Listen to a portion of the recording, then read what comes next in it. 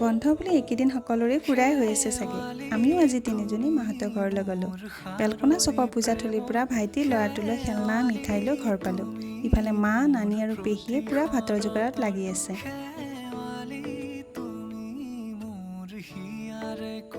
দুপৰীয়া ভাত খাই ভণ্টি, মাহী আমি গোটেইবিলাকে চাৰিআলিত ফুৰিব গ'লোঁ।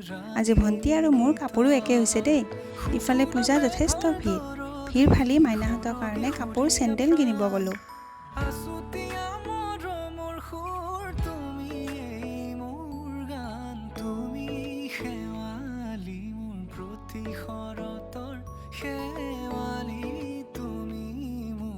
অকণমান ফুৰি চাকি ৰাস্তাতে মোৰ মনৰ মানুহজনী অলিকো লগ কৰি ঘৰলৈ আহিলোঁ।